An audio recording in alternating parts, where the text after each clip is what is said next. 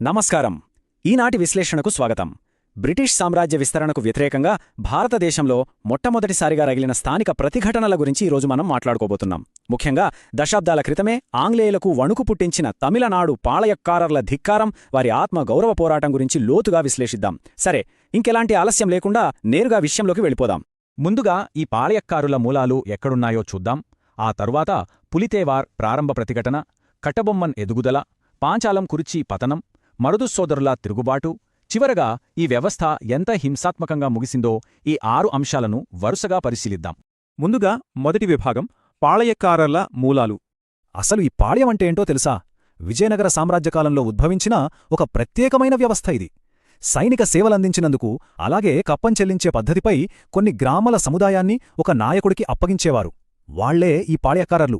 60 తరాలుగా ఈ భూములపై మాకే జన్మహక్కు ఉందని, తాము పూర్తి స్వతంత్ర పాలకులమని వాళ్లు బలంగా నమ్మారు. కాని కేవలం వ్యాపారం కోసం వచ్చిన ఈస్టిండియా కంపెనీ వాళ్లు వీళ్ల వాదనను అస్సలు లెక్కచేయలేదు. ఇక్కడే అసలు ఘర్షణ మొదలైంది. అయితే ఈ ప్రతిఘటనంతా ఏదో ఒకే పద్ధతిలో జరగలేదండోయ్. ఇది ప్రధానంగా 2 భిన్నమైన వర్గాలుగా విడిపోయింది. పశ్చిమ ప్రాంతం వైపు చూస్తే మరవనాయకుడైన పులితేవార్ కనిపిస్తారు. ఇక తూర్పు ప్రాంతంలో తెలుగు పాళయక్కారుల నాయకుడు, మనందరికీ సుపరిచితుడైన వీరపాండ్య కట్టబొమ్మన్. ఈ ఇద్దరు నాయకులు కూడా నవాబుకు కప్పం కట్టడానికి ఏమాత్రం ఒప్పుకోలేదు. ఆంగ్లేయుల ఆధిపత్యాన్ని ఎదురొడ్డి నిలిచారు. ఇప్పుడు రెండవ విభాగం పులితేవార్ ప్రారంభ ప్రతిఘటన గురించి మాట్లాడుకుందాం. ఇక్కడ మనం గమనించాల్సిన ఒక ఆసక్తికరమైన విషయమేంటంటే, పులితేవార్ కేవలం ఒక స్థానిక తిరుగుబాటుదారుడు మాత్రమే కాదు, ఒక గొప్ప వ్యూహకర్త. 1755లో కల్నల్ హెరాన్ దండయాత్రకు వచ్చినప్పుడు పులితేవార్ ఏకంగా ఒక బలమైన సమాఖ్యనే నిర్మించారు. అంతటితో ఆగకుండా అటు మైసూరుకు చెందిన హైదరలీతోనూ, ఇటు ఫ్రెంచ్ వారితోనూ సైనిక పొత్తులు పెట్టుకోవటానికి అత్యంత వ్యూహాత్మకంగా వ్యవహరించారు. 1559 నుండి 67 వరకు జరిగిన భీకర పోరాటాల తర్వాత చివరకు నెర్కట్టుం-సేవల్ కోట ఆంగ్లేయుల వశమైంది. ఆయన అజ్ఞాతంలోకి వెళ్లాల్సి వచ్చినా ఆంగ్లేయులకు ఆయన చూపించిన చుక్కలు చరిత్రలో ఒక గొప్ప సైనిక వ్యూహంగా మిగిలిపోయాయి. ఇక మూడవ విభాగం కట్టబొమ్మన్ ఎదుగుదల. ఈ తేరు వినగానే మనకు రోమాలు నిక్కబుడుచుకుంటాయి కదూ.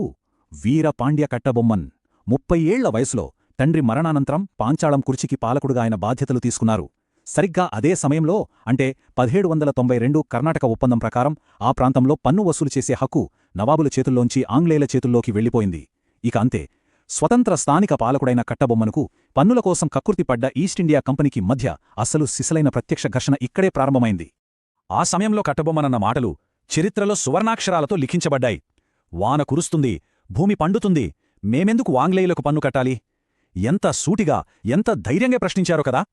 కేవలం ఈ ఒక్క వాక్యం చాలు ఆంగ్లేయుల సామ్రాజ్యవాదానికి, మన స్థానిక వ్యవసాయ స్వయంప్రతిపత్తికి మధ్య ఉన్న సైద్ధాంతిక పోరాటాన్ని అర్థం చేసుకోవడానికి.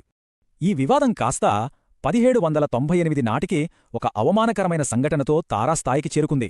అప్పటి కలెక్టర్ జాక్సన్ తనను వచ్చి కలవాలంటూ కట్టబొమ్మన్ ఆదేశించాడు. సరేనని కట్టబొమ్మన్ వెళితే ఆ కలెక్టర్ దొరను కలవడానికి ఏకంగా 400 మైళ్ల దూరం, అది కూడా 23 రోజులపాటు ఆయన వెంటే ప్రయాణించాల్సి వచ్చింది. తీరా రామనాథపురంలో కలిశాక కూడా ఆ కలెక్టర్ ముందు 3 గంటలపాటు అలా నిలబడే ఉండిపోవాల్సి వచ్చింది. ఇది కట్టబొమ్మన ఆత్మగౌరవాన్ని తీవ్రంగా దెబ్బతీసింది.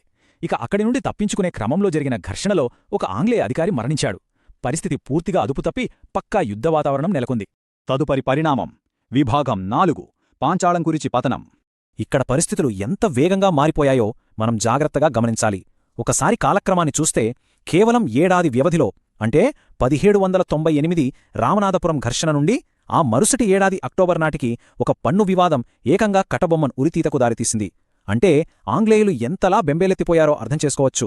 స్వయంగా లార్డ్ వెల్లెస్లీ ఒక భారీ సైన్యాన్ని రంగంలోకి దించి మేజర్ బ్యానర్మాన్ నాయకత్వంలో కోటపై దండయాత్ర చేయించాడు.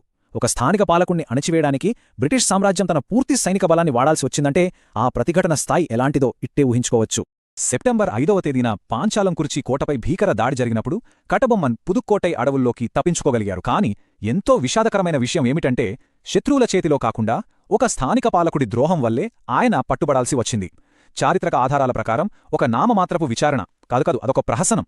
ఆ విచారణ తర్వాత అక్టోబర్ 16న కాయత్తార్ కోట వద్ద ఆయన్ని నిర్దాక్షిణ్యంగా ఉరితీశారు. అయితే ఆ మరణాన్ని కూడా ఆయన ఎంతో గర్వంగా, నవ్వుతూ ఒక వీరుడిలా స్వీకరించారని చరిత్ర ఘోషిస్తోంది. దీంతో ఈ పోరాటంలో ఒక కీలకమైన 2వ దశ ముగిసినట్లయింది. ఇక 5వ విభాగం మరుదు సోదరుల తిరుగుబాటు. కట్టబొమ్మన్ మరణంతో కథ ముగిసిపోలేదు. పైగా అదొక పెద్ద అగ్నిపర్వతానికి దారితీసింది. బ్రిటిష్ రికార్డుల్లో దీనినే 2వ పాళ్యక్కారర్ యుద్ధం అని కూడా పిలుస్తారు. 1800 కాలంలో శివగంగకు చెందిన మరుదుపాండ్యన్ నాయకత్వంలో దక్షిణ భారతదేశమంతటా ఒక అత్యంత బలమైన సమాఖ్య ఏర్పడింది. దిండిగల్, మలబార్, మైసూరు ఇలా ఎన్నో విభిన్న ప్రాంతాల నాయకులు ఏకతాటిపైకి వచ్చారు. నిజం చెప్పాలంటే ఇది మునుపటి కంటే చాలా చాలా సువిశాలమైన పోరాటం.